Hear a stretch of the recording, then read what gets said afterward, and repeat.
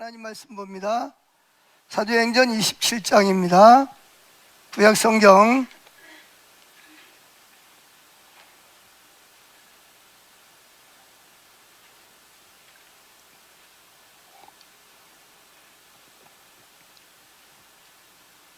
사도행전 27장 9절부터 21절입니다. 자, 9절만 읽겠습니다. 9절 10절만 읽죠. 같이 읽습니다. 여러 날이 걸려 금식하는 절기가 이미 지났으므로 항해하기가 이태한지라 바울이 그들을 권하여 말하되 여러분이여 내가 보니 이번 항해가 화물과 배만 아니라 우리 생명에도 타격과 많은 손해를 끼치리라 하되. 아멘. 오늘 말씀의 제목은 따라합시다. 풍랑을 피하는 방법. 풍랑을 피하고 싶으세요? 만나고 싶으세요? 네, 그래서 오늘은 풍랑을 피하는 방법에 대해 좀 살펴보려고 합니다.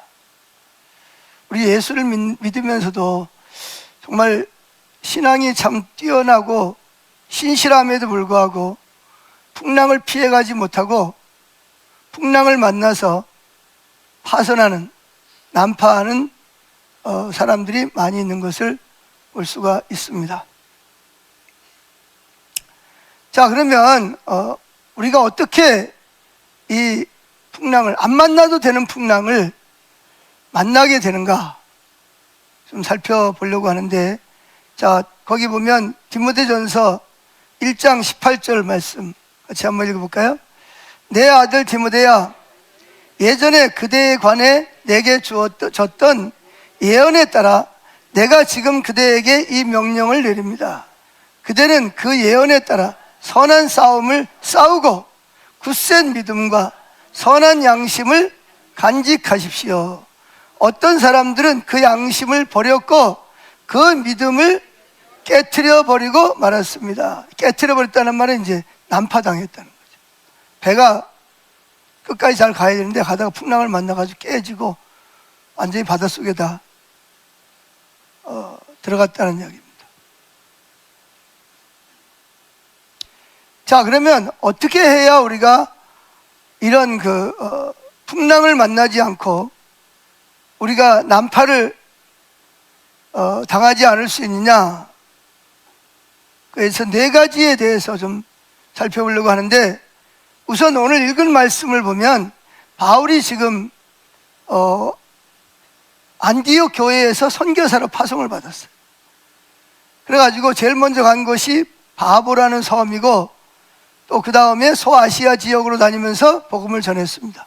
그래서 바울이 가는 곳마다 성령이 뒷받침하심으로 말미암아 많은 영혼들이 회개하고 예수를 믿고 돌아왔어요.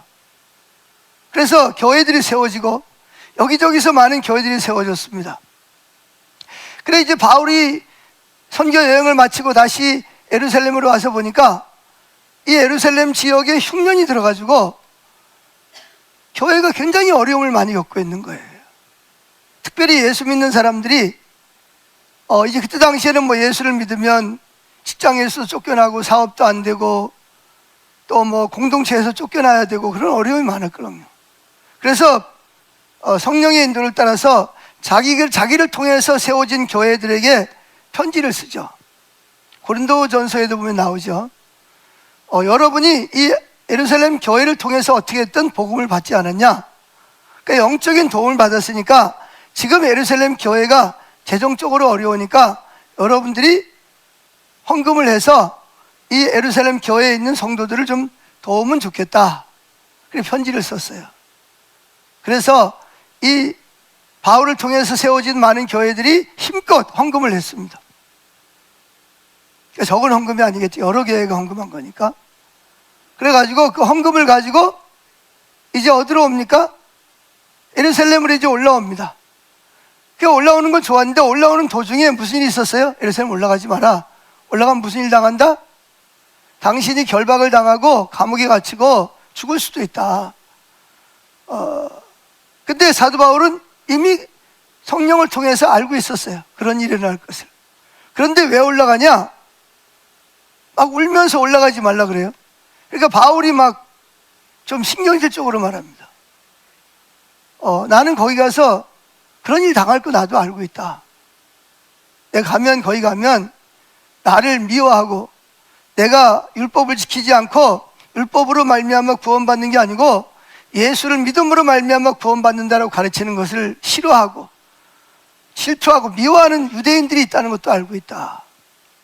그런데 내가 올라가는 것이 하나님의 뜻이기 때문에 나는 내가 예루살렘에 올라가서 설사 뭐 하더라도 죽더라도 나는 성령의 뜻을 따라서 올라갈 것이다. 그리고 이제 올라갔습니다. 그때 아니나 다를까 진짜 거기서 성전에서 뭐 이렇게 일정을 정하고 성전에서 이제 뭐 여러 가지 제물을 드리고 그러다가 이제 뭐예요? 그 유대인들한테 발각이 됐어요. 예수만 믿으면 구원받는다는 저놈이 저기 왔다. 그러니까 어떻게 되겠어요? 막 그냥 사람들이 막 몰려들어가지고 막 때리고 발로 차고 막 죽이려고 막 그냥 난리가 났어요. 어떤 사람들은 왜 그런지도 모르고 와가지고 같이 그냥 합세를 하는 거예요. 자, 그런 이야기가 누구의 귀에 들어갔냐? 오늘날로 말하면 경찰서장의 귀에 들어간 거예요. 그때 로마가 이제 그 군사적으로 주둔하고 있으니까 로마 백부장이 두 아들을 이끌고 와가지고 겨우 바울을 유대인의 손에서 건져냈습니다. 그래 이제 이 로마 백부장은 사람들이 바울을 때리니까 무슨 이유가 있을 거 아니에요, 그죠? 그래 이제 양쪽을 다 불러가지고 무슨 일이냐 그랬더니 이제 이 사람들이 고발을 한 거예요, 바울을. 근데 고발한 것이 로마법을 뭐 범하거나 뭐 어떤 그럴 이유가 없는데 이게 다 유대인들 개인적인 어떤 그 신앙에 따라서 신앙이 다르다고 해서 지금 이렇게 하는 걸 그 백부장이 알았어요. 그런데 이 유대인들이 이 바울을 호송하는 기회를 봐서 바울을 죽이려고 하는, 그래서 바울을 죽이기까지는 내가 먹지도 않고 마시지도 않겠다는 그런 열성 분자들이 있다는 소식을 듣고 이제 백부장은 빨리 예루살렘이 아닌 가이사라로 바울을 호송합니다. 밤에 몰래. 그리고 이제 고발하는 자들은 그 가이사라는 어디냐면 그 예루살렘 상당히 멀리 떨어져 있는 지역, 말을 타고 달려야 되는데 거기 가서 재판을 받으라 그런 거예요. 그래서 이제 뭐 변호사 더둘로를 데리고 유대인들은 이제 랍비들은 이제 가서 바울을 고발했습니다. 그래서 이 총독이 벨릭스가 가만히 보니까 이게 뭐 죽일 만한 죄도 없고 죄가 없어요. 근데 풀어 죽으려고 하는데 누가 반발을 해요? 이게 유대인들이 반발을 하니까 이게 또 인기 관리도 해야 되니까 풀어지지도 못해. 그러다 보니까 3년 동안을 자유 잃은 몸으로, 죄수의 몸으로 있는 거죠. 그런데 이제 새로 부임한 총독이 바울을 이제 예루살렘으로 데리고 가서 거기서 재판을 받는 게 어떻겠냐. 왜? 유대인들이 그걸 원하니까. 근데 이제 유대인들이 원하는 거는 그렇게 해서 바울을 호송하면 그 틈에 뭐예요? 습격을 해서 바울을 죽이려고 그러는 거죠. 이게 사람이 한번 마음이 삐뚤어지면 자기하고 아무런 상관도 없잖아요. 뭐 자기한테 죄 지은 것도 아니고, 그죠? 자기한테 무슨 거짓말을 하고 사기친 것도 아닌데 그 바울을 미워하는 거예요. 죽이려고 그러는 거예요. 그래서 그 소식을 듣고 바울이 어쩔 수 없이 자기가 예루살렘에 올라가면 재판받기도 전에 뭐 할 것 같아? 죽을 것 같아. 근데 바울이 그 짓을 왜 하겠어요? 그래서 바울은 근데 태어나면서부터 무슨 시민권을 가지고 있었다 그랬죠? 로마 시민권을 가지고. 그때 로마 시민권이면 아주, 왜? 로마가 거의 유럽과 아시아를 지배하고 있으니까. 그래서 로마 시민권을 가지고 있는 사람은 내가 어떠한 죄를 지었어도 재판을 받아 사형 언도를 받았을지라도 내가 로마 황제에게 항소를 하겠다 그러면 황제에게 데리고 가야 되는 법이 있어요. 그래서 바울은 태어나면서부터 로마 시민권을 가지고 있잖아요, 그죠? 그러니까 바울 아버지가 부자였단 말이에요. 그래가지고 이제 내가 이걸 사용하기를 원치 않지만 난 로마 사람이다. 그러니까 나는 당신들의 말에 굴복하고 로마 황제 가이사에게 가서 재판을 받겠다. 이제 항소장을 써온 거예요. 그래 어쩔 수 없어요. 뭐 총독도 어쩔 수 없어요. 황제에게 항소를 했기 때문에. 그래서 결국 이제 바울을 뭐예요? 백부장에게 이제 맡겼습니다. 그래서 백부장은 부하들을 거느리고 백부장은 100명의 부하를 거느린 사람을 백부장이라 그럽니다. 근데 이제 바울처럼 로마 시민권을 가지고 항소한 사람들을, 죄수들을 데리고 이제 어디로 가야 돼요? 로마로 가야 되잖아요. 근데 이게 가이사에서 로마로 가려면 몇 달 걸리는 거예요. 지금처럼 비행기 타고 갈 수 있는 것도 아니고, 배를 타고 가야 되는, 그것도 배도 무슨 동력으로 가는 게 아니고 바람에 맞추어서 가야 된단 말이에요. 그래서 이제 여기 한번 성경을 보겠습니다. 사도행전 27장 6절 읽어보죠. 거기서 백부장, 거기는 어디냐? 바울이 이제 그 제수의 몸으로 있던 곳에서, 가이사라에서 백부장 계속 있습니다. 이달리아는 이탈리아, 로마예요. 가려 하는 알렉산드리아 배를 만나 우리를 오르게 하니 배가 더디가 여러 날 만에 간신히 나도 맞은편에 이르러 풍세가 더 허락하지 아니하므로 살몬의 앞을 지나 그레데 해변을 바람막이로 항해하여 간신히 그 연안을 지나 미항이라는 곳에 이르니 라세아 시에서 가깝더라. 그러니까 바울은 지금 혼자 가는 게 아니에요. 바울의 건강을 염려해서 누가라는, 이 사도행전을 기록한, 누가복음을 기록한, 누가는 의사입니다, 직업이. 근데 의사인데 바울을 만나서 예수를 믿고 구원을 받았어요. 너무 감사해가지고 하던 의사 노릇을 포기하고 바울 한 사람을 건강을 유지하는 것, 건강하게 하는 것이 많은 복음을 증거하는데 유익하다 싶어서 이 누가라는 사람이 의사의 직업을 포기하고 바울의 전문의가 돼가지고 바울을 따라다니는 거예요. 바울도 몸이 약했어요. 그래가지고 뭐 이렇게 자주 아팠거든요.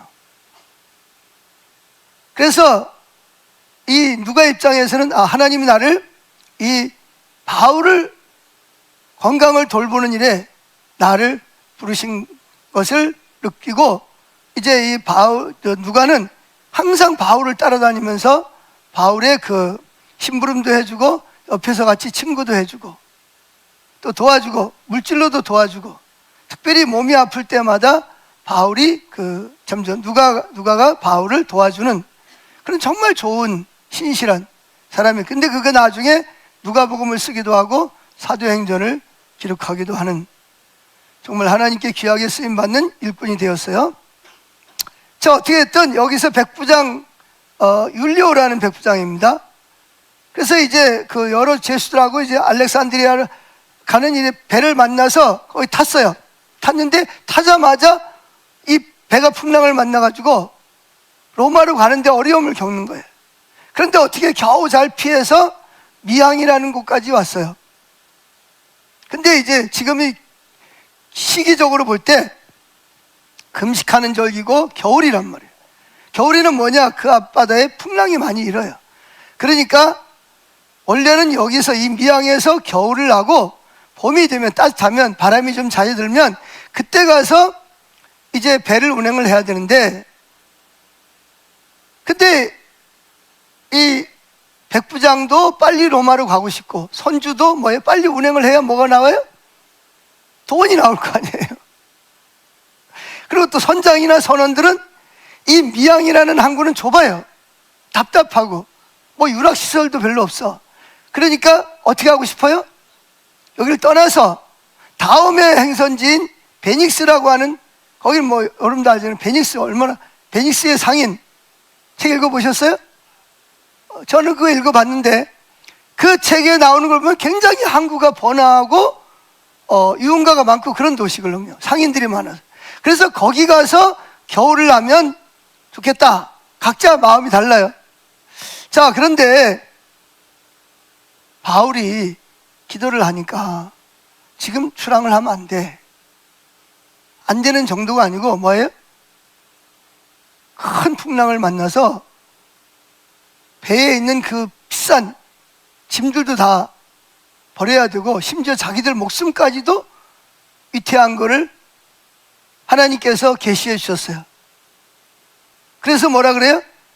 그 이제 키는 백부장이 지고 있으니까 백부장에게 그런 이야기를 했죠. 자, 읽어봅시다. 사도행전 27장 9절 시작. 여러 날이 걸려 금식하는 절기가 이미 지났으므로 항해하기가 유태한지라 바울이 그들을 권하여 말하되 여러분이요 내가 보니 이번 항해가 하물과 배만 아니라 우리의 생명에도 타격과 많은 손해를 끼치리라 하되. 지금 바울이 왜 이런 말을 하죠? 자기를 위해서 하는 거예요? 아니면 하나님이 자기에게 계시해 준 걸 전하는 거예요? 하나님으로부터 계시를 받아서 지금 백부장에게 전하는 겁니다. 그런데 이 백부장도 빨리 어디로 가고 싶어요? 로마에 빨리 가고 싶고 사명을 감당해야 되니까. 또 선주와 선장은 여기보다는 베닉스로 가서 겨울을 나는 게 좋고. 그래, 그런 사람들이 미항에서 겨울을 나자는 사람보다 더 많다는 거죠. 자, 27장 11절 읽어봅니다. 시작. 백부장이 선장과 선주의 말을 바울의 말보다 더 믿더라. 이게 문제란 말이죠. 항상 백부장의 입장에서는 누구 말이 더 신뢰가 돼요? 선주, 늘 바다를 왔다 갔던 선장, 선원들, 그들의 말이 더 신뢰가 돼요. 그래서 누구 말보다? 하나님의 계시를 받은 바울의 말보다 그들의 말이 더 신뢰가 되고 그래서 믿은 거예요. 12절 읽어봅니다. 그 항구가 겨울을 지내기에 뭐함으로? 불편한 거예요. 거기서 떠나 아무쪼록 베닉스에 가서 겨울을 지내자 하는 자가 더 많으니 베닉스는 그레데 항구라 한쪽은 서남을 한쪽은 서북을 향하였더라.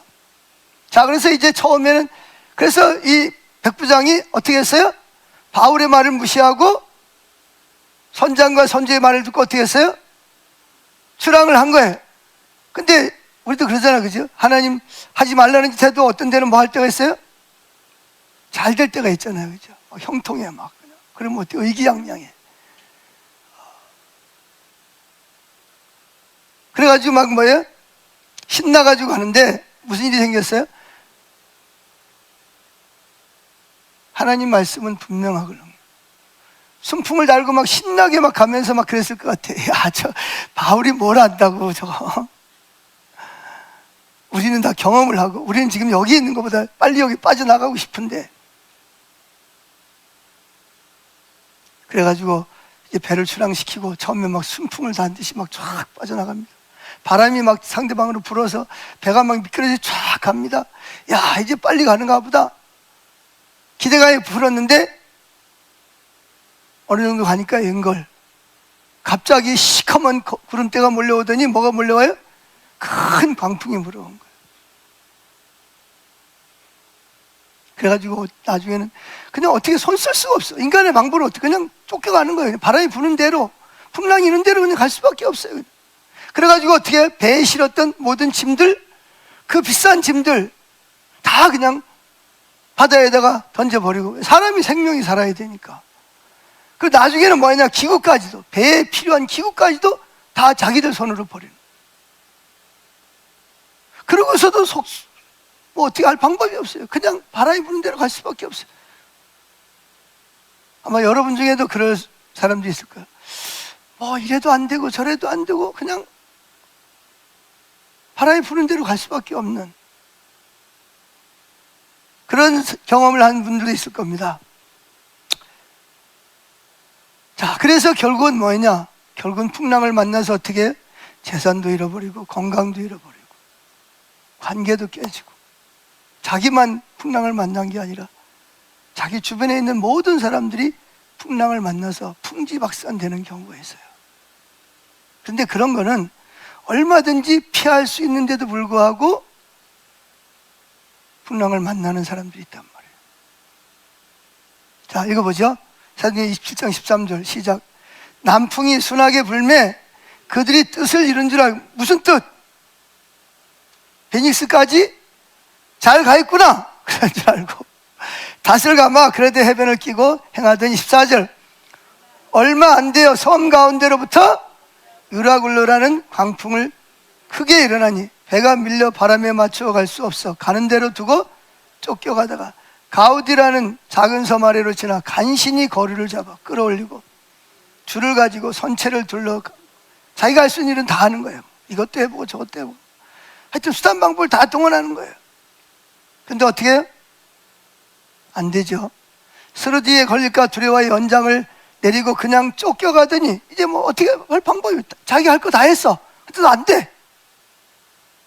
18절, 우리가 풍랑으로 심히했다가 이튿날 사공들이 뭘 버리기 시작합니까? 짐을, 이 재산이잖아요. 재산. 짐을 바다에 풀어버리고 사흘째 되는 날에는 배의 기구를 꼭 필요한 것들만 내비두고 그들의 손으로 내버리니라. 20절, 여러 날 동안 해도 별도 보이지. 여러분 이런 거 한번 상상을 해보세요. 해도 별도 안 보여요. 풍랑만 이러 그냥 막 이리 나가서 쿵, 저리 나가서 쿵, 팔 부러지고 머리 터지고 다리 부러지고. 그때 뭐 멈추질 않아. 아 소리 누구도 와보지도 않아. 왜 웃어요? 지금 다른 사람 돌볼 시간도 없어. 나도 지금 붙잡고 살아야 되니까. 언제 다른 사람 돌봐? 보세요. 재산 다 잃어버렸지. 건강 잃어버렸지. 예? 여기저기 터졌지. 이 살아날 소망이 없는 거예요. 밥도 못 먹어. 태양도 안 비치고 여러분 달도 안 비치고 별도 안 보여보세요. 이게 얼마나 지금 심한 풍랑을 만난 거예요. 그래서 결국은 어떻게 애쓰다가 안 되니까 이제 짐을 다 풀어서, 이게 다 우리 재산이잖아요. 재산. 근데 어쩔 수 없어. 뭐 다 그냥 포기해야지. 뭐 다 포기하는 거예요. 그거 버리려고 얼마나 애쓰고 쓰고 했는데 그게 다 포기하는 거예요. 어쩔 방법이 없어요. 내 힘으로 어떻게 할 방법이 없으니까. 그것뿐만이 아니죠. 그리고 나서도 사흘이 지났는데 이게 풍랑이 멎어들 기미가 없어요. 여러분 생각해 보세요. 이게 1시간만 그래도 아마 정신이 혼미해가지고 난리가 났을 텐데 이게 뭐 거의 열흘 이상을 막, 이게 배가 막 이 지금 뭐 바로 뒤집히지 않는 게 다행이죠. 하나님이 그나마 붙잡고 있으니까, 바울 때문에 붙잡고 있으니까 이게 그나마 살아있는 거지. 이게 정말 죽을 맛이라 진짜. 얼마나 고통스러웠겠습니까 이거. 근데 이런 일을 만나지 않아도 피할 방법이 있었는데도 불구하고 이런 일을 만나는 경우가 있다는 거예요. 자, 그래서 이 말씀에 근거해서 우리 삶에 만나지 않아도 되는 풍랑, 피할 수 있는데도 불구하고 풍랑을 피하지 못하고 만나게 되는 경우가 있는데, 어떻게 해요? 우리가 이걸 깨닫고 풍랑을 만나지 않고 피해갈 수 있는지 4가지 예를 들어 설명해 보겠습니다. 첫째, 그들은 현재 처한 상황에서 불만을 가지고 있어요. 불편하다고 생각하는 거예요. 자기들이 미양에서 머무는 것이 불편하다고 생각하는 거야. 이게 첫 번째 요임이에요. 그래서 불편해. 저 사람하고 같이 있는 것도 불편하고 이 사람하고 있는 것도 불편해. 이 환경도 불편하고 모든 게 다 불편해. 가정에서도 불편하고 교회에 와서도 불편하고 관계도 불편하고 회사 가도 불편하고 어디를 가도 불편해. 그래서 마음속에 뭐가 있냐? 왜 나한테는 왜 이런 일이 자꾸 일어나는 거야. 내가 원하는 사람 좀 만나게 해주지. 내가 원하는 환경 좀 주지. 내가 원하는 좀 가정이 되면 얼마나 좋아. 아버지는 자녀들한테 불만스럽고 자녀는 부모한테 불만스럽고.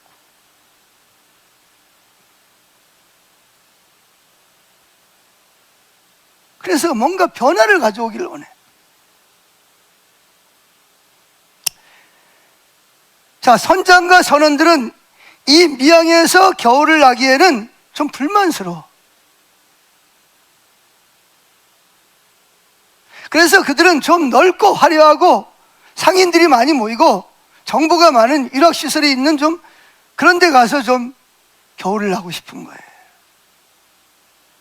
이게 첫 번째 원인입니다. 그들은 뭔가 이 상황에서 옮기고 싶은 거야. 불만족스러워. 이것도 마음에 안 들고 저것도 저 인간도 꼴 보기 싫고. 예? 성경은 뭐라 그랬죠? 이게 성령께서 온 겁니까? 아니면 다른 곳에서 온 겁니까? 성경은 뭐라고 말하고 있어요? 성령의 열매 중에 하나가 뭐예요? 사랑, 희락, 기쁨이거든요. 감사란 말이에요. 그래서 성경은 뭐래요? 범사에 감사하라. 범사에 감사하라. 쉬지 말고 기도. 힘드는 일이 있으면 뭐 해라? 기도해야지. 제가 이번에 좀 된통 혼났습니다. 좀. 근데 제가 이렇게 막, 왜냐하면 속이 막 니글거려요. 일어나면 머리가 막 어지러워. 그러니까 고개를 못 드는 거예요. 우리 집사람은 또 잘 모르고 병원에 가야지. 우리 딸도 병원에 가야지. 병원에 안 가는데, 누군 안 가고 싶나? 일어나면 막 머리가 어지러고 속이 뒤틀고 토하는데 어떻게 병원을 가겠어요? 병원도 못 가고 그냥 누워서 그냥 있는 거예요. 근데 참, 저한테는 참 좋은 시간이었어요. 참 감사한 시간이었습니다. 이게 아프니까 제가 그 아프기 전에는 내 나름대로 성경도 읽고 하나님도 찾고 내 나름대로 제가 겸손하다고 생각했거든요. 근데 이게 딱 일어나지를 못하니까 누워있어. 머리를 들면 어지러우니까 그냥 누워있는 거예요. 누워서 뭐 하겠어요, 목사가? 주님 찾는 거죠. 주님. 근데 이렇게 너무 행복했어요. 어지럽긴 했지만 주님이 오셔서 이렇게 저를 쫙 비춰주시는 거예요. 그러니까 막 바쁘게 막 드러날 때는 잘 몰랐는데 내가 드러넣어서 하나님의 관점에서 나를 보기 시작하는 거예요. 그랬더니 나는 겸손하다고 생각했는데 내가 얼마나 마음이 높아져 있는지. 그리고 내 마음에 뭐가 있냐? 불만족이 있는 거예요. 자꾸 판단하는, 저 사람 좀 이렇게 좀 하면 될 텐데 왜 안 해? 저 사람 왜 저렇게 해? 저 인간은 또 운전을 또 왜 저따구로 하는 거예요, 또. 이러면서 말은 안 하지만 속에서 판단하고 정죄하고, 그 모습이 성령이 오시니까 쫙 비춰지는 거예요. 내가 정말 주님만 바라보고 가는 게 아니라 때로는 사람도 바라보고 사람에게 잘 보이려고 그러기도 하고, 또 이렇게 이렇게 어떤 정말 내가 예배자라기보다는 때로는 감독자인 것처럼 잘하나 못하나 이렇게 하고, 그런 모습이 이렇게 주님이 오셔서 저에게 쫙 비춰주시는데, 그래서 내가 하나님께 감사를, 하나님이 저를 사랑하시는 게 맞네요. 제가 사랑받고 있음을 느낍니다. 그래서 왜 그런지 아세요? 히브리서 13장에 뭐라 그랬어요? 하나님은 사랑하는 자를 뭐 한다 그랬어요? 징계하신다 그랬거든요. 우리는 뭐 하면, 징계가 없으면 뭐 한다고 생각해요? 사랑받고 하는 일이 잘 되면 사랑받고 있다고 생각하는데 그게 아니죠. 우린 다 연약하잖아요. 다 넘어집니다. 실수합니다. 그래서 주님께서 저에게 오셔서 그런 부분들을 쫙 비칠 때마다 정말 애통하면서 하나님 앞에 회개하고 용서를 구하고, 내가 정말 그랬다고 인정하고 회개하면서 주님이 이렇게 오시는데 너무 행복한 거예요. 또 마음에 기쁨이 있고 감격하는 거예요. 만약에 내가 이게 그런 일이 없이 그냥 쫙 가면 뭐 할 줄은 내가 잘하는 줄 알았을 거 아니에요. 내가 겸손한 줄 알고 내가 하나님 잘 따라가는 줄 알았단 말이에요. 근데 이렇게 몸이 아파가지고 고개를 못 들고 누워서 주님을 찾는데 주님이 오셔가지고 쫙 주님의 관점에서 저를 이렇게 비춰주시는 거예요. 그래서 주님, 내가 정말 하나님께 사랑받고 있는 게 맞구나. 하나님을 얼마나 사랑하는지 알겠더라고. 하나님 여러분 많이 사랑하는 사람은 뭐예요? 많이 사랑하는 사람은요, 조금만 잘못해도 뭐예요? 바로 태클에 들어오거든요.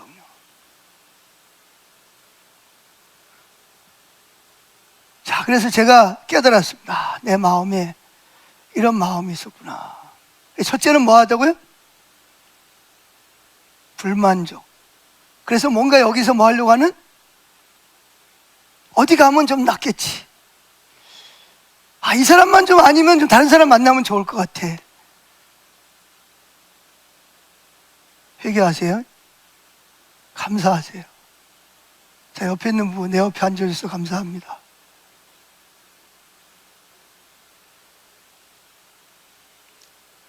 이게 바로 풍랑을 만나는 지름길입니다. 반대로 감사하면 풍랑을 피할 수 있는 길이에요. 할렐루야. 두 번째, 조급함입니다. 조급함 때문에 큰 풍랑을 피할 수 있는데도 불구하고 못 피하는 거예요. 백부장과 선주와 선장은 지금 조급합니다. 백부장은 빨리 어디로 가고 싶어요? 로마에 가고 싶고, 선장과 선주는 빨리 어디로? 이 좁은 항구를 떠나서 넓은 항구로, 베닉스 항구로 가고 싶은 거예요. 근데 여러분, 조급함은 성령의 열매입니까? 아닙니까? 성령의 열매는 뭐예요? 오히려 반대죠. 오래 참음. 따라합시다. 오래 참음. 성령의 열매는 오래 참는 거예요. 내 환경이 지금 어렵고 내가 원하는 사람이 아니더라도 뭐예요? 하나님이 내 사정을 알아요? 몰라요? 근데 아는데 왜 날 보고 여기다 갖다 집어넣은 거예요? 다 하나님 뜻이 있어서 여기다가, 내가 여기 있어야 할 필요가 있어서 여기다 놓은 거예요. 아멘. 그래서 뭐 해야 돼요? 하나님이 옮길 때까지 오래 참아야지. 그럼 하나님이 하시걸럼요. 할렐루야. 그런데 이들이 조급한 거야. 그런데 여러분 아세요? 이 불만족과 불평과 불만은 뭐하고 같이 가냐? 조급함하고 이게 조합이 잘 맞아요. 불평하고 원망하는 영과 조급한 영이 지남철처럼 딱 달라붙어요. 그러면 우리를 어디로, 풍랑을 피하는 게 아니라 어떻게 풍랑 속으로 우리를 끌어가게 된단 말이죠. 그래서 여러분, 조급함으로 우리가 하는 모든 일과 우리가 내리는 결정은 판단력을 잃어버리게 해서 일시적으로는 좋은 것 같지만 결과적으로 볼 때는 풍랑을 만나게 되는 거예요. 아멘. 그래서 이 사탄이 때때로 우리를 방해할 때가 있어요. 그런데 우리가 자꾸 불만족스럽고 자꾸 조급하다 보면 사탄이 건드리지 않아도 우리 스스로가 뭘 만나요? 스스로가 풍랑을 만나는 길로 갑니다. 성경은 뭐라 그러죠? 기다리라. 따라합시다. 기다려라. 내려놓아라. 제일 듣기 힘든 게 뭐예요? 내려놓으라고 하십니다. 왜 나만 내려놔야 돼? 왜 나만 참아야 돼? 그래요. 여러분, 그런 마음 있어요? 없어요? 있어요? 없어요? 왜 나만 참아야 되는 거요? 왜 나만 기다려야 돼? 하나님 사랑하기 때문에 그러는 거예요. 할렐루야. 사랑하니까 내려놓으라, 참으라 그러는 거예요. 그래서 베드로도 그러잖아요. 오래 참으라. 고난을 뭐하라? 견뎌라. 아멘. 심지어 악한 자가 있어도 뭐하지 말라? 대적하지 마라. 누가 할 때까지? 하나님이 원수 갚는 건 하나님이 다 하신다. 오래 참아야 돼. 이게 성령의 열매야. 할렐루야. 그런데 이게 풍랑을 만나는 사람들을 보면 대부분 조급해. 조급하면요, 판단력이 흐려지고요, 불안합니다. 그게 빨리 안 이루어지면 불안해요. 내가 원하는 대로 이게 안 이루어지면 조급한 사람들은 마음이 불안해. 그러면 결국은 어떻게 하냐? 하나님의 길에서 멀어지기 시작하는 거예요. 다른 길로 가기 시작을 해요. 자, 세 번째, 큰 풍랑을 피하는 방법이, 피할 수 있는 게 뭐냐? 하나님의 말씀에 귀를 기울여야 돼요. 말씀하시면 뭐예요? 순종해야 됩니다. 그런데 풍랑을 피하지 못하는 사람들은 세 번째 이유가 뭐냐? 주님의 말씀하셔도 말씀에 귀를 기울이지 않는다는 거죠. 로마의 백부장은 율리오는 지금 이 항구를 떠나면 안 된다는 경고를 받았어요? 안 받았어요? 말씀을 받았잖아요. 자, 사도행전 27장 10절 읽어봅시다. 시작. 말하되 여러분이여, 내가 보니 이번 항해가 하물, 짐, 배만 아니라 우리 생명에도 타격과 많은 손해를 끼치리라 하되. 보세요. 이게 그냥 하는 말이 아니잖아요. 그들이 지금 뭐 하려고 지금 배 운행하고 있어요? 사람도 운반해주고 짐도 운반해주고 돈 벌으려고 그러는 거잖아, 그죠? 그런데 심지어는 뭐까지 손해를 본다? 이 화물도 손해를 본다는 거죠. 심지어는 건강도 잃어버릴 수 있고, 심지어는 뭐도? 생명까지도 잃어버릴 수 있어요. 276명이 배에 타고 있었거든요. 276명이. 지금 한두 명이 아니잖아요. 이 사람들이 다 뭐하다? 위험하다. 그러니까 뭐하지 마라? 여러분들이 불만족스럽고 조급할지라도 여길 떠나면 안 된다. 하나님 말씀하시는 거예요. 그런데 11절에 보면 백부장은 뭐라고요? 선장과 선주의 말을 바울의 말보다 더 믿었더라. 사람이 보기에는 참 선주와 선장과 선원들의 말이 그럴듯해요. 그러나 하나님은 우리를 위해서 이들이 여기 머물러 있어야 되는 이유가 있는 거예요. 그래서 하나님은 바울을 통해서 여기를 떠나면 배도 망가진다. 나중에 보면 배도 다 깨져버렸어요. 다 완전히 산산조각 납니다. 배 안에 화물도 다 버렸어요. 심지어 배 안에 있는 기구들까지 다 버렸고. 그런데 결국은 뭐냐? 하나님이 바울의 기도 때문에 276명이 다 바다에 죽을 수밖에 없었는데 누구 때문에? 바울 때문에 결국은 겨우 목숨만 건져서 그레데 섬에 배는 그냥 다 깨져가지고 어쩔 수 없이 뭐예요?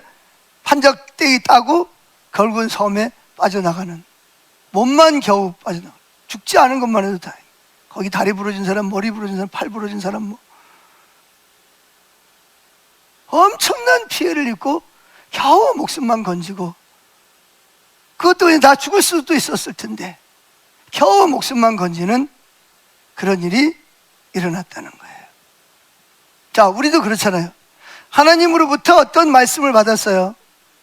하나님이 뭔가 나에게 말씀하시는 걸 내가 느꼈어요. 예언 사역을 받든 뭐 어떤 하여튼 하나님 말씀이 깨달아졌을 때 그 주님으로부터 오는 말씀을 받아요. 그런데 사람들은 어떡하죠? 그것이 실제로 자꾸 뭐하죠? 그 말씀이 내 마음에 안 들으면 뭐예요? 자꾸 채널을 돌립니다. 다른 채널에서 말씀을 들으려고 그래요. 왜? 내가 원하는 거하고 이 말씀이 안 맞잖아요. 지금 이들은 원하는 게 뭐예요? 미항을 떠나는 게 그들이 원하는 거잖아요. 근데 하나님 말씀은 뭐래? 여기 떠나면 안 된다. 여기 머물러 있어라. 그게 자기 마음에 안 드는 거예요.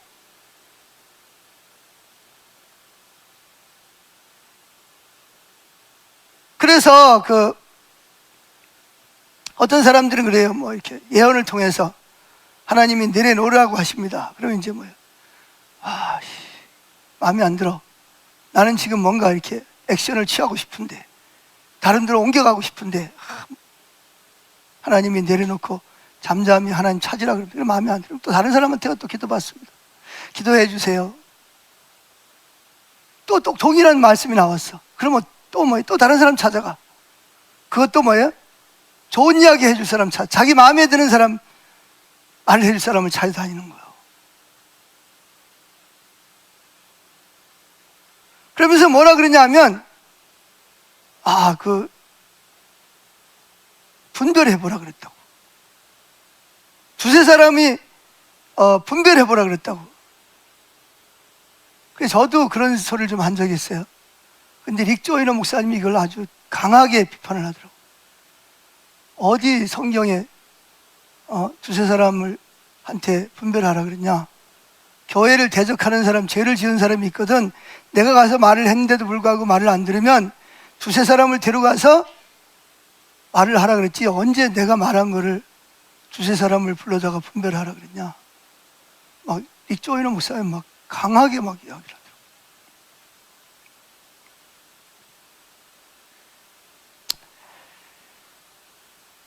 자, 그런데 우리나라 많은 기독교인들은 무엇을 하는지 아시죠? 나는 내가 원하는 다른 말씀을 찾을 것입니다. 내가 원하는 말씀을 들을 때까지 나는 채널을 돌릴 것입니다. 이렇게 하는 사람들이 있다는 것입니다. 성경에는 물론 같은 말씀을 반복해서 하신 말씀도 있지만 그러나 성경의 전체적으로 볼 때는 한 번 말씀하시면 하나님은 변개치 아니하시는 분. 그 말씀은 정확무오한 하나님 말씀이기 때문에 우리는 뭐 해야 돼요? 그를 따라가야 됩니다. 여러분 보세요. 노아에게 방주를 지으라 때 어떻게 지으라 그랬어요? 하나님 방주를 어떻게 지을까요? 하나님 방주를 지으라 그랬어요. 그러면 노아가 그냥 알아서 방주를 지었나요? 그럼 어떻게 했어요? 물어보는 거죠. 하나님, 길이는 얼마 해야 됩니까? 나무는 무슨 나무를 해야 됩니까? 높이는 얼마 해야 됩니까? 창문은 몇 군데를 내야 됩니까? 구체적으로 나와 있지 않지만 성경을 자세히 읽어보면 하나님께서 노아에게 구체적으로 설계도를 주신 걸 볼 수가 있습니다. 아멘. 그뿐 아니라 모세가 하나님의 성막을 지을 때도 어떻게 지었어요? 천은 무슨 천, 길이는 얼마, 높이는 얼마, 무슨 색깔이, 뭐 벗개는 무슨 나무, 다 일이 하나님. 그래서 그때 성경에 보면 뭐라 그러냐? 따라합시다. 말씀대로 하였더라. 그랬더니 거긴 뭐가 임했어요? 하나님의 영이, 성막이 완성되니까 거기 하나님의 영이 임했잖아요. 할렐루야. 여러분, 하나님 말씀을 들으면 가감하지 말고, 여러분 생각이 안 맞더라도 여러분은 완벽하지 않잖아요. 그리고 하나님은 나보다 나를 더 사랑하시는 분. 할렐루야. 그러니까 하나님 말씀이 그러면 뭐예요? 마음에 안 들더라도, 좀 불만족스럽더라도 뭐예요? 인내하면서 믿음으로 이기시는 자가 되기를 축복합니다. 아멘. 자, 이게 이런 실패한 사람이 한 사람 있죠. 다윗 왕 다음가는 유대 나라에 아주 뛰어난 선한 왕이 있습니다. 의로운 왕이 있어요. 누구죠? 요시야라는 왕입니다. 이 요시야라는 왕은 진짜 다윗 다음 가는 왕입니다. 요시야는 8살에 왕이 됐어요. 그래서 정말 그때 당시에 그 제사장의 말을 따라서 하나님 말씀을 해서 622년, BC 622년에 아스로와 그의 선왕이 맺었던 언약 조약을 깨트리고 종교적인 언약도 깨트리고 그리고 뭐 종교 개혁을 모든 우상을 깨트리고 성전을 수리합니다. 그 전까지만 해도 성전이 막 여기저기 막 부서졌어. 허물어져 나가고 부서져 나가고 비가 질질 새고 근데 아무도 손을 안 대는 거야. 근데 요시야 왕이 되면서 어떻게 하냐? 성전을 다 수리합니다.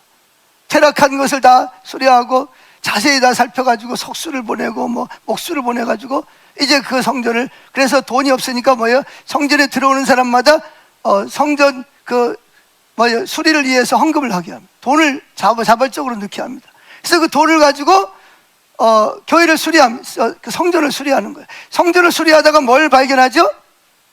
율법책을 발견합니다.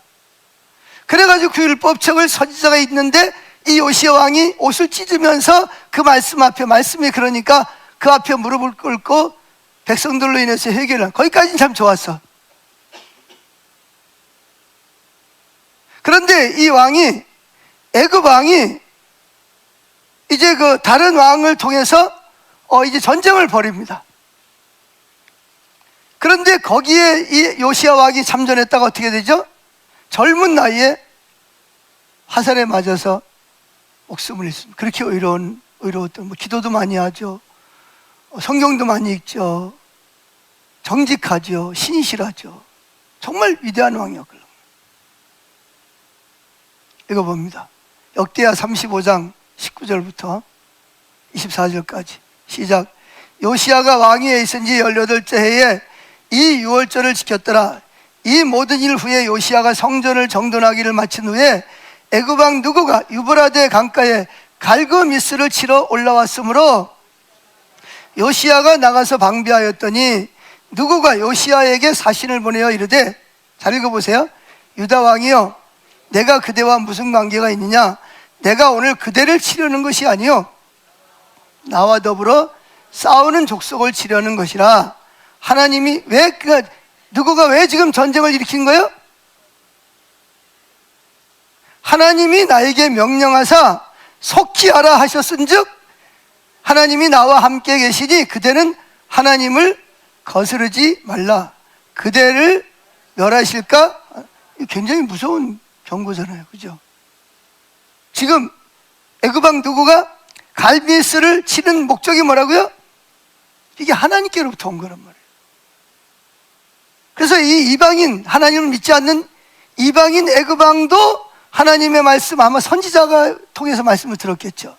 듣고, 그리고 지금 전쟁을 하러 가는데 누가 막고 있어요? 이게 요시야 상관도 없는데 나와가지고 막고 있는 거예요. 이게 마음이 높아지면요, 저처럼 마음이 높아지면 그래요. 괜히 그냥 내비두면 되는데 괜히 자기가 간섭을 하는 거예요. 간섭을 하고 싶은 거지. 그래서 하나님이 뭐라 그래요? 하나님이 나에게 명령하사 속히 하라 하셨은즉 하나님이 나와 함께 계시니 그대는 뭐 하지 말라? 당신이 나하고 싸우는 것은 누굴 거스르는 거다? 하나님을 거스르는 거다. 거스르지 말라. 그래서 그 다음 말이 전부 그대를 멸하실까? 이게 정말 무서운 말이죠. 당신 만약에 그러면 뭐 할 거다? 큰 풍랑을 당신이 생명이 끝날 수도 있다는 거예요. 그럼 어떻게 해야 돼요? 아이고 하나님 알았습니다. 제가 괜히 마음이 높아졌네요. 그리고 빨리 자기 자리로 돌아가야지. 근데 요시야는 그렇게 안 했어요. 마음에 안 드는 거야, 그 말씀이. 22절 시작. 요시야가 몸을 돌이켜 말을 듣지 아니하고, 누구 말을 듣지 않고? 하나님 말을 듣지 아니하고 무깃도 골짜기에 이르러, 그러니까 다른 사람끼리 싸우는데 그 무깃도는 어디냐면, 우리 이번에 뭐 거 갔다 오신 분들은 아시겠지만 그 마지막 전쟁이 일어날 때가 무깃도구나, 평양. 거길 뭐하러 가? 유다 왕이 거기 가서 뭐 한 채로 오히려 갈그미스 사람인 것처럼 변장을 하고 애굽 왕과 싸우는 거예요. 23절 활 쏘는 자가 요시야 왕을 쏜지라. 왕이 그 신하에게 이르되 내가 중상을 입었으니. 뭘 입었다고요? 중상, 경상이 아니라 목숨이 위태로운 지금 상처를 입었다는 거예요.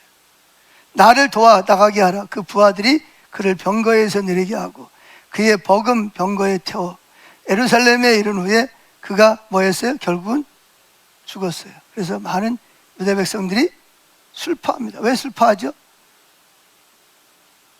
이게 뭐 수백 년 만에 하나 나올까 말까 하는 왕인데 이렇게 허무하게 죽다니. 이게 왜 죽은 거예요? 하나님 말씀이 자기 마음에 안 맞는 거예요. 자기 생각하고 다른 거예요. 그래서 그는 아마 뭐 또 다른 또 뭐 어떤 걸 들었을지도 몰라요. 그래서 결국은 어떻게 하냐? 결국은 변장을 합니다. 변장을. 적극적으로 하나님 말씀을 대적하는 거죠. 하나님은 이미 그런 풍랑이 올 걸 아시고 뭐예요? 하나님 막아섰잖아요. 그런데 결국은 요시야가 하나님의 말씀을 따르는 것을 싫어하고 오히려 적극적으로 변장을 하고 적인 것처럼 변장을 하고 애굽 왕 누구와 하나님 싸우지 말라 그랬는데, 그리고 내가 멸할까 하더라 라까지만 했는데도 불구하고 그렇게 하다가 결국은 뭐예요? 오래 살면서 좀 이렇게 그걸 했어야 되잖아요. 근데 이 젊은 나이에 결국은 생을 마감하는 이런 일이 당하게 된다는 거죠. 자, 저와 여러분은 어떠하십니까? 이게 내 양심이, 아까 디모데에게 내 양심이 이게 하나님 말씀이라는 걸 알아요. 내가 이렇게 하면 안 된다는 걸 알고 있어요. 그런데 뭐야, 이게 이 말씀이 내 마음에 안 맞아. 그래서 뭐예요? 그 말씀을 무시하고 자꾸 채널을 돌려 합리화시키고, 그래서 자기가 원하는 쪽으로 결국은 가는 그런 것이 뭐냐? 결국은 뭘 하게 만든다? 만나지 않아도 될 큰 풍랑을 만나서 모든 걸 다 잃어버리는 거예요. 자, 네 번째 풍랑을 피하는 길이 뭐냐? 피할 수 있는데도 불구하고 풍랑을 만나는 이유는 상황에 의존해서 상황의 이끌림을 받는 겁니다. 즉 환경을 따라가는 거예요. 하나님의 길을 따라가는 게 아니라 환경의 길이 열리면 아, 이거 하나님이 열어주시는가 보다. 그리고 무조건 가는 거야.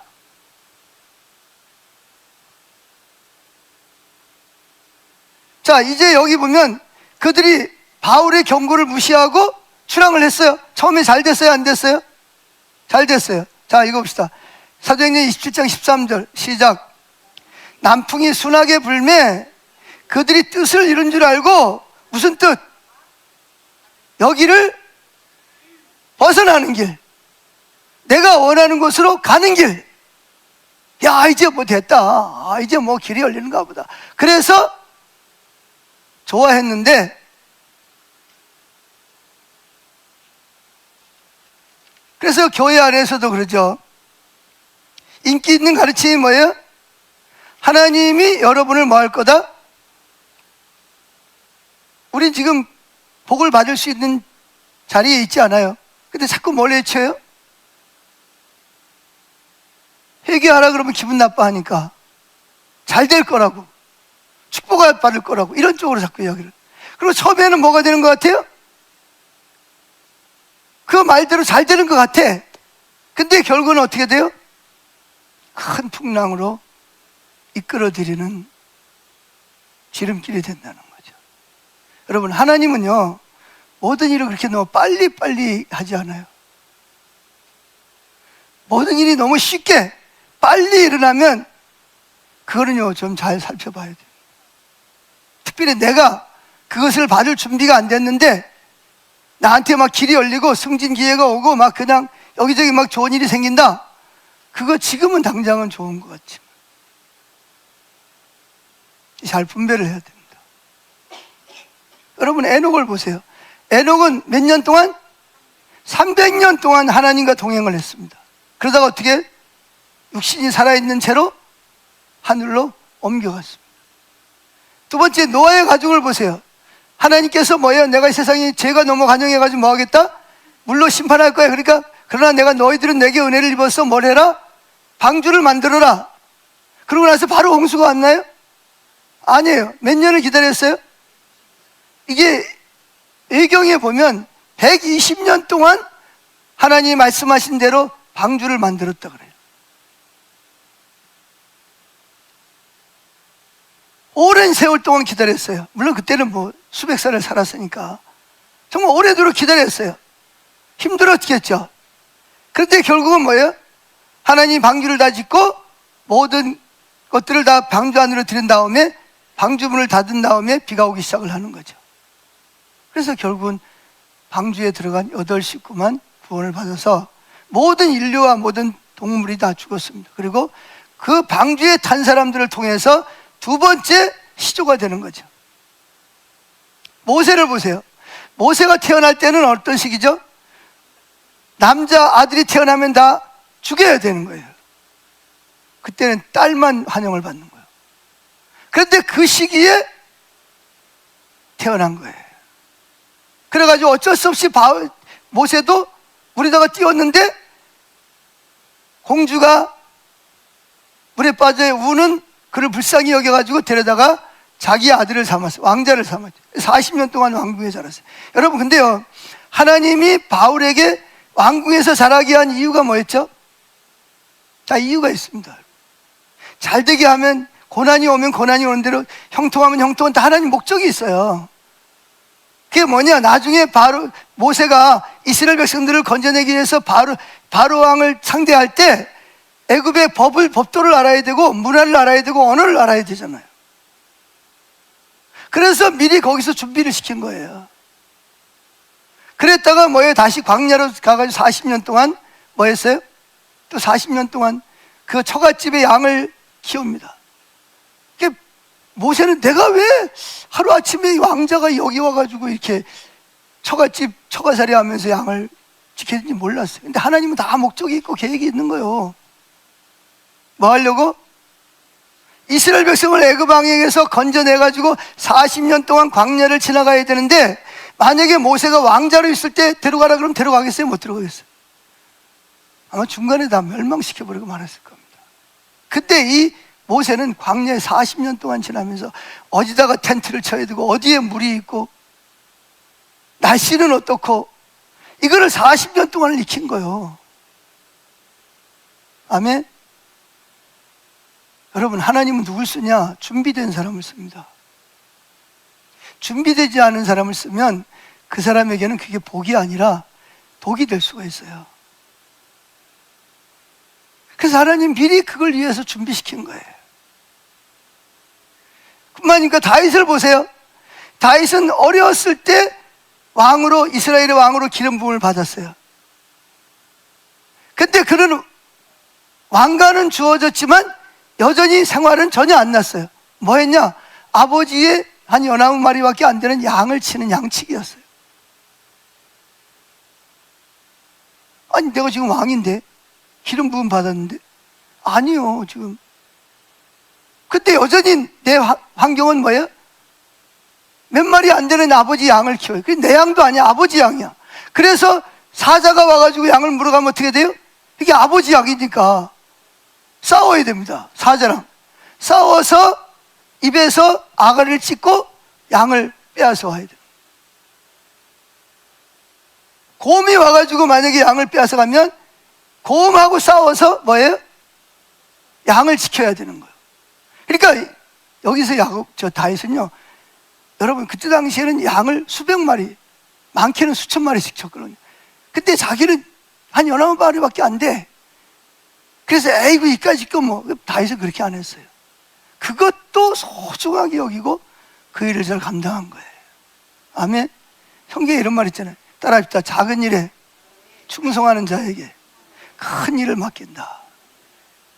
여러분, 작은 일에 충성하는 자에게 큰 일을, 준비된 사람을 하나님 사용하시는 거예요.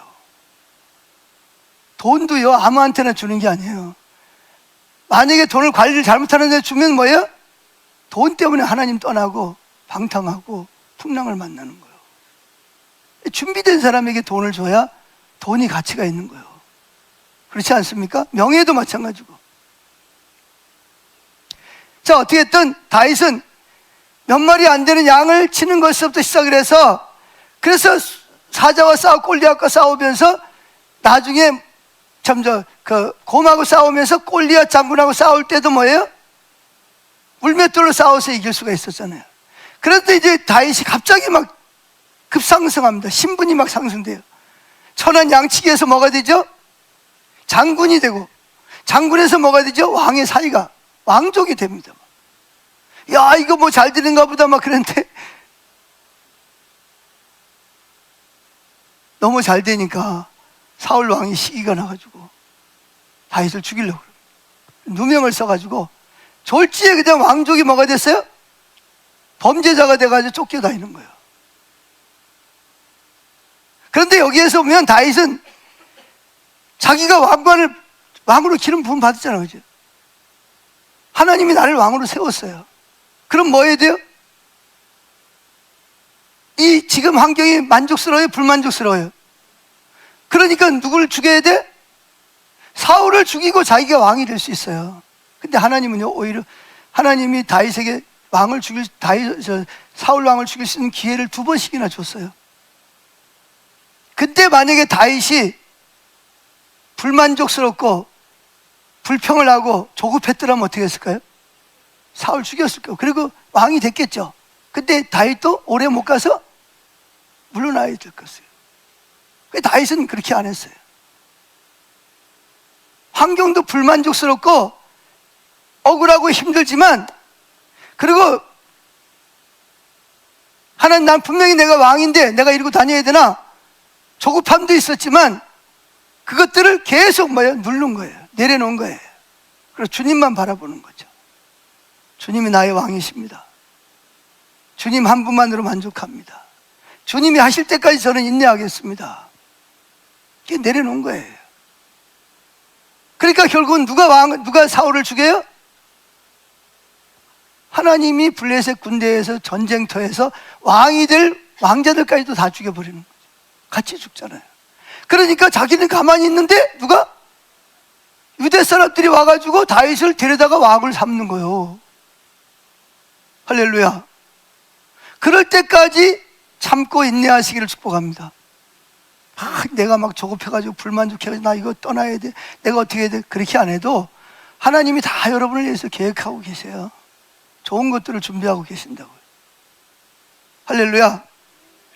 그래서 많은 사람들은 쉬운 길로 가는 거예요. 그래서 예수님 말해요. 쉬운 길로 가지 말고 무슨 길로 가라? 좁은 길로 가라. 따라합시다. 좁은 길로 가라. 그래서 요한계시록 보면 이기는 자에 대한 말씀, 7교회에 보내는 편지에서 이기는 자들에게 주님이 말씀하고 있습니다. 자, 요한계시록 2장 7절 시작. 귀 있는 자는 성령이 교회들에게 하시는 말씀을 들을지어다. 무슨 말씀을 듣냐? 이기는 그에게는, 뭐 하는 데게는? 이기는 그에게는 내가 하나님의 낙원에 있는 생명나무의 열매를 주워 먹게 하리라. 자, 3장 12절 이기는 자는 내 하나님 성전의 기둥이 되게 하리니 그가 결코 나가지 아니하리라. 내가 하나님의 이름과 하나님의 성 곧 하늘에서 내 하나님께로부터 내려오는 새 예루살렘의 이름과 나의 새 이름을 그 위에 기록하라. 누구에게? 이기려면 어떻게 돼요? 영적 전쟁을 해야 돼요. 제일 무서운 적이 누구예요? 나입니다. 나. 조급함, 불만족스러운 거. 하나님 말씀에도 내 마음 내가 하고 싶은 대로 하고 싶고 환경을 따라가려고 그러고. 이게 다 누구예요? 내 자아에서 올라오는 거. 그래서 자기 마음을 지키는 자는 뭘 지키는 자보다 크다? 성을 지키는 자보다 마음을 지키는 자가 큰 사람이라고 말하는 거예요. 그래서 여러분 이기는 자가 되시기를 축복합니다. 그러지 않으면 만나지 않아도 될 뭘 만난다? 큰 풍랑을 만나서 재산도 잃어버리고 명예도 잃어버리고 인기도 잃어버리고 건강도 잃어버리고 심지어 뭐까지도 이 그 요시야 왕처럼 그렇게 어렵게 왕이 돼가지고 신실했는데도 불구하고 결국은 생명을 잃어버려서 수많은 사람들로 슬픔에 빠지게 만드는 거예요. 자, 결론을 봅니다. 종합적으로 봅시다. 뭐한 사람이 풍랑을 만난다? 불만족을 가지고 있는 사람. 그래서 뭔가 여기를 떠나서 뭔가 더 좋은 것을 하려고 하는 사람. 늘 불만족스러워. 불평이 많아. 판단하고 정죄하는 거. 두 번째, 조급함. 조급함 때문에 풍랑. 불만족스러운 거하고 조급함하고 두 영이 잘 달라붙어요. 세 번째, 하나님 말씀에 귀를 기울여 자기 마음대로 하는, 하나님 말씀하셨음에도 불구하고 자기 마음에 안 들으면 자기 하고 싶은 대로 하는 거. 네 번째, 환경에 따라 환경이 열리면 가고. 그러니까 뭔가 쉬운 길을 찾아가는 거야. 그때마다 쉬운 길을 찾아가는 거죠. 그래서 처음에는 한 가지는 얻을 수 있지만 나머지는 다 잃어버리는 거예요. 자, 우리 찬양하겠습니다.